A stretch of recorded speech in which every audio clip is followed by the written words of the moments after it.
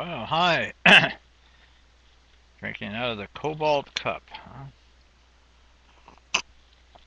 Huh? Vitamin X.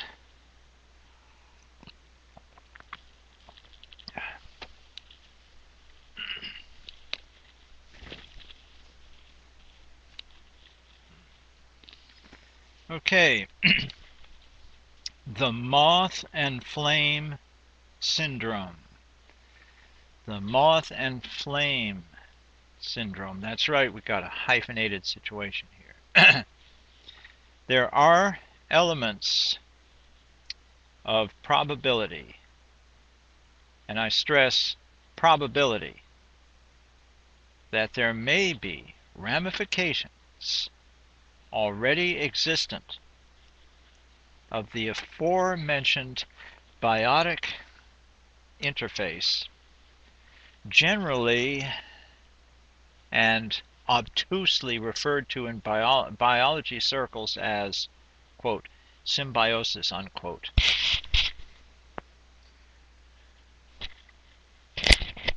Not that the usual, it's not the usual type, such as certain bacteria and koala bears, who therefore specialize on only a certain type of eucalyptus leaf as diet, but an actual communication of sorts, in which the ambulant multiorganism seems driven by something, be it fungi, as in the quest for truffles, or a plant such as wheat benefiting from monoculture, or are arguably toxic microorganisms, deadly diseases that, as the scenario suggests, inverted commas, command, inverted commas, the carrier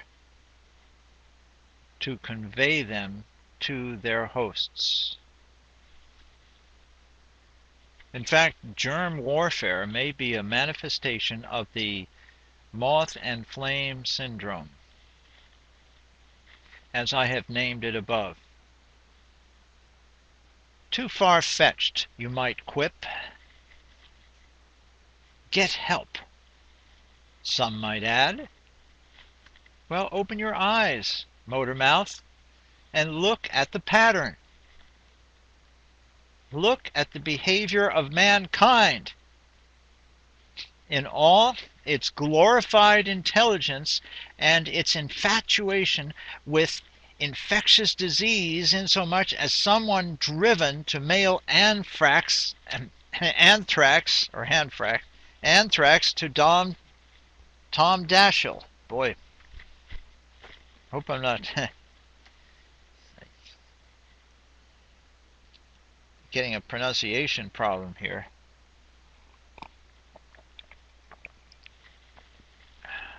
Now, in case you don't know who that was during the 9/11 type craze, and anthrax, which is a a kind of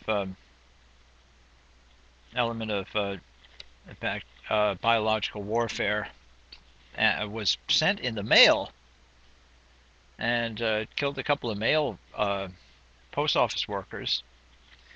And Tom Dashiell, then minority leader in what was it, the Senate or the House, was his office was the receiver of one of these envelopes. And who was the Tom Brokaw or somebody, the journalist?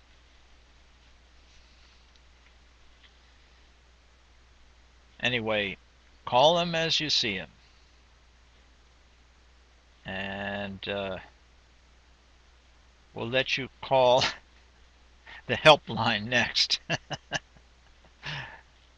Okay, it's the moth-and-flame syndrome. There's something driving people. A kind of command uh, aspect of these monocellular or polycellular, but less less complicated organisms. I don't know if wheat is less complicated than a human body, but now this only works with human beings. The animals don't go ahead and try to bring an infection to like catapult corpses of the Black Plague into enemy castles. As that's the moth and flame syndrome. Something is driving these guys to do this. Don't look at their reasons. It goes beyond the explanation. Well, they had enemies. They had this. They were crazy. No, there's something else. There's some other driver here, and I'm calling it the moth and flame syndrome. Let's recap this real quick. There are elements of probability, and I stress probability, that there may be ramifications already existent in the aforenamed biotic interface, generally and obtusely referred to as in biology circles as symbiosis. Not the usual type, as certain bacteria in koala bears who therefore specialize on only a certain type of eucalyptus leaf as diet, but an actual communication of sorts, in which the ambulant multi-organism seems driven by something, be it a fungi, as in the quest for truffles, or a plant such as wheat benefiting from monoculture. Wheat commanding human beings to plant them, to proliferate them. Huh? Or arguably toxic microorganisms, deadly diseases. People would stay away from it if they were, like outside of this impetus. See what I mean? Deadly diseases that the scenario suggests command the carrier to convey them to their hosts. In fact, germ warfare may be a manifestation of the moth and flame syndrome, as I have named it above. Too far-fetched, you might quip. Get help, some might add. Well, open your eyes, motor mouth, and look at the pattern. Look at the behavior of mankind and all its glorified intelligence and its infatuation with infectious disease, insomuch as someone is driven to mail anthrax to a senator or congressman.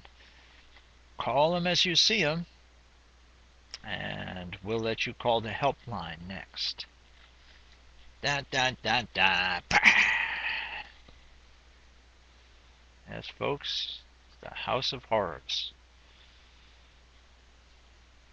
That's what happens when people, are forced away from the natural environment, where they would have to.